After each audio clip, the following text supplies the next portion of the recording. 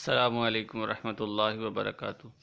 ये चैप्टर 16 के जो है ना नुमेरिक वो हैं MCQs, तकरीबन 60-70 हैं। आप एक दफ़ा देख लेंगे तो उम्मीद है आपको काफ़ी हद तक ये याद हो जाएंगे। इसमें पहला आप देख लें, वो कह रहा है power dissipated in AC circuit is given by, ये फार्मूला था रिलेशन कॉस थीटा कॉल्ड, हम कहते हैं पावर फैक्टर होता है। जितना कॉज होता है उतनी ही पावर डिसिपेट होती है। अगर कॉस ज़ीरो होगा तो ज़ीरो पावर डिसिपेट होगी, मैक्सिमम होगा तो मैक्सिमम पावर डिसिपेट होगी। तो इसलिए इसका डी आंसर है। इसके बाद है in choke of inductance L and R। Basically ये स्मार्ट सिलेबस में नहीं है, लेकिन बहरहाल इसका आंसर ए है। और power dissipated in pure inductive and pure capacitive circuit. Inductive और कैपेसिटिव सर्किट में एंगल जो होता है वो 90 डिग्री होता है, तो cos 90 ज़ीरो होता है, तो इसका आंसर डी आएगा। In three phase AC supply the phase difference between each pair of rings 120 degree होता है, 360 का पूरा होता है। तो थ्री फेस AC सप्लाई है तो 120 डिग्री पे एक जो है ना वो पेयर ऑफ रिंग वर्क कर रहा होता है। Impedance Z is express by Z is equal to VRMS over IRMS। Z basically resistance है और रेजिस्टेंस होती है V ओवर I।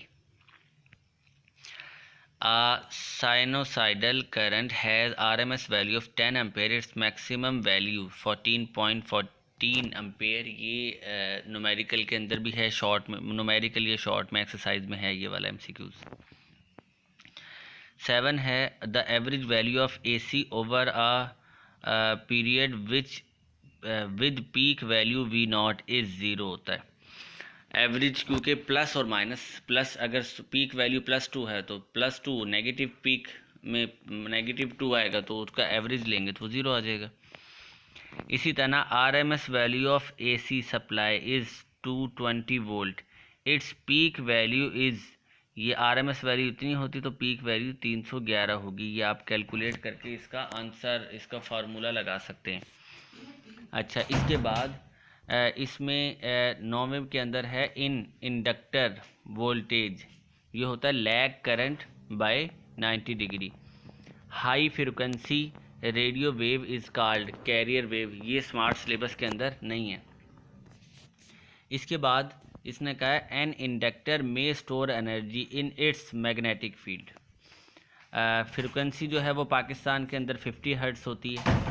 इसी तरह यहाँ पर है the in RLC series circuit the true condition for resonance take place when XL is equal to XC, यानी इंडक्टिव रिएक्टेंस कैपेसिटिव रिएक्टेंस के अगर बराबर हो तो रेजोनेंस होती है। The highest value reach by the voltage और current in one cycle is called peak value. The SI unit for impedance, ये क्योंकि रेजिस्टेंस है तो ओहम होता है। In RLC series circuit the current eight resonance frequency will be maximum होगा।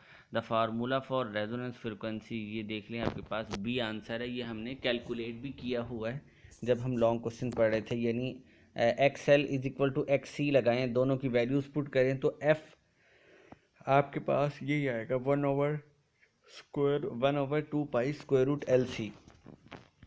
18वां है if I0 is a peak value of an AC supply then RMS value is given by, वो होगा I0 ओवर स्क्वायर रूट 2। इसी तरह the net reactance of a circuit is zero, the current में consist of an inductor only. अच्छा, 20 में वो कहता है which one is in the order of increasing frequency, infrared rays, visible light, x raise, ये increasing frequency होती है इनकी, यानी बढ़ रही होती है। At resonance RLC series circuit shows the behaviour of pure resistive, resonance पे वो प्योर रेजिस्टिव बिहेवियर शो कर रहे होते हैं। The impedance of RC and AC circuit is given by, ये इम्पीडेंस का फार्मूला है, डिराइव भी किया हुआ है, ये डी आंसर इसका। Electromagnetic wave emitted from antenna are transverse wave होती हैं। The phase angle between the voltage and current AC through resistor is 0 degree. अच्छा, how many type of modulation, ये इसका 2 आंसर है, एम्पलीट्यूड और फ्रिक्वेंसी मॉड्यूलेशन होती है। प्योर प्योर डिसिपेशन, ये वैसे लिखा होगा power dissipation in a pure inductive और pure capacitive circuit is zero, ये पहले भी आ चुका है। Pure choke consume no power, एक तो ये स्मार्ट सिलेबस में नहीं है, बहरहाल इसका आंसर सी है। इसके बाद है a capacitor is perfect insulator for DC. Capacitor जो है वो इंसुलेटर होता है डीसी के लिए। इसके बाद 3 phase AC supply machine has 6 terminal, एक फेस के लिए 2 होते हैं तो इसलिए। At higher frequencies which of the following plays a dominant role in R L C series circuit inductor. इसी तरह आप प्योर रेजिस्टिव और AC circuit instantaneous value of voltage और current both are in phase. अच्छा, at high frequency the current through a capacitor of AC circuit will B large. The basic circuit element in AC circuit which control the current, all of these ये आपने पढ़ा होगा, resistor, capacitor, inductor तीनों लिखे हुए हैं उसमें। इस तरह at resonance frequency the impedance of R L C series maximum होती है रेजोनेंस फ्रीक्वेंसी पर। The impedance of R L C series circuit at resonance is given by, ये आपके पास सी आंसर है इसका। इसी तरह the capacitive reactance to pure DC is infinite and power factor of an AC series circuit is always equal to 1। अच्छा, इसके बाद है electromagnetic wave have frequency of ranges 10 power 6 hertz तक होती है। इसके बाद 39 जो है चौक वाला ये कह रहा है, लेकिन ये उसमें नहीं है स्मार्ट सिलेबस के अंदर। बहरहाल बी इसका आंसर है, वेरी स्मॉल रेजिस्टेंस होती चौक की। 40वां है total reactance of an series R L C circuit is resonance equal to R. The process of combining low frequency signal with high frequency radio waves called modulation. Main reason for the world wide use of AC is that it can be transmitted to longer distance at very low cost। अच्छा जी, इसके बाद है 43, इसमें वो कह रहा है at resonance the value of current in RLC series circuit is equal to V0/R, which one is most energetic, gamma rays. अच्छा, if frequency of AC supply is double then the reactance of capacitor is half. ये आप formulas अगर इसके आपको याद हैं तो easily आप ये कर सकते हैं, आपको कंफ्यूज नहीं करेंगे question. If VRMS is equal to 10√2 volt the peak value of V0 is 20 volt, इसका भी फार्मूला आपको पता है। इसी तरह the inductive reactance is XL is equal to ω/L। इसी तरह कैपेसिटेंस का फार्मूला भी 1/ωc होता है। अब इसके बाद फिर इसने दिया हुआ है इन 48 के अंदर, in tuning a circuit of capacitance is double and inductance is half then frequency remain same. ये इन दोनों के फार्मूलाज को कंपैरिजन करें तो वो कैंसिल हो जाएगा, तो सेम फ्रिक्वेंसी आएगी। The reactance of an inductor at 50 hertz is 10 ohm, it's reactance at 100 hertz become 20 ohm. In AC inductor behave like a in AC inductor जो है वो इंडक्टर, ऑब्वियसली ये तो सिंपल सा क्वेश्चन है, उसने पता नहीं कैसे क्यों दे दिया ये। 51 में DC cannot flow through capacitor, क्योंकि DC जो होता है ना, जाहिर है कैपेसिटर में अल्टरनेटिंग करंट वो करता है, एक पॉजिटिव प्लेट होती है एक नेगेटिव, तो DC जो है वो मतलब जो है इस पर वर्क नहीं करता, डू नॉट फ्लो नहीं करता कैपेसिटर से। Capacitive reactance XC is equal to 1/ωc, अभी मैंने बताया आपको। If in pure inductive AC circuit the current lags behind voltage. इस तरह choke consume extremely small power.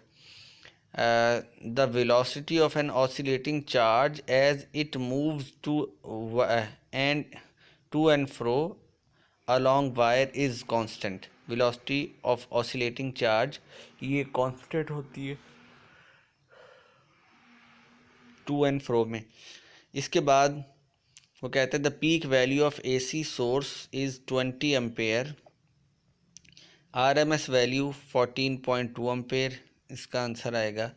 इसका फार्मूला सिंपल है, 0.707 जो है ना, इसका डिफरेंस से पीक और RMS वैल्यूज़ होती हैं। इसके बाद in pure capacitive circuit current and charge are out of phase. The phase of AC, वो कह रहा है कहाँ पे है 58, the phase of AC is positive at positive peak from origin. ये आपके पास π/2 होता है। असल AC का फेस जो होता है ना पॉजिटिव पीक पे, वो 90 डिग्री होता है, तो उसको π/2 भी कहते हैं। XL is low for low frequency but XC is high. XL जो है वो होता है ओमेगा L और XC होता है 1/ओमेगा C। तो ये इन्वर्सली प्रोपोर्शनल होते हैं, एक लो है तो दूसरा हाई होगा। AC changes its polarity once, इन एक साइकिल में अपनी पोलैरिटी चेंज कर लेता है। Metal detector consist of a LC circuit पे होता है, लेकिन ये शायद स्मार्ट सिलेबस में नहीं है। All volt meter and ammeter measure RMS values. The reciprocal of impedance call admittance, ये भी हमने शॉर्ट क्वेश्चन में पढ़ा हुआ है। Shake an electrically charge object to and fro and produce electromagnetic wave. जब भी कोई चार्ज एक्सेलरेट करता है वो इलेक्ट्रोमैग्नेटिक वेव जो है वो प्रोड्यूस करता है। इसी तरह इसके बाद है when electron in the transmitting antenna vibrate this time then produce radio wave, और वो रेडियो वेव 94 किलो हर्ट्स होती है। ये के उसने वहाँ पे 30 के साथ लिखा हुआ है। The unit of square root LC second होता है, सिंपल है बिल्कुल। या आप इसको इन दोनों की यूनिट पुट करके कैलकुलेट करेंगे तो एंड में सेकेंड आंसर आएगा।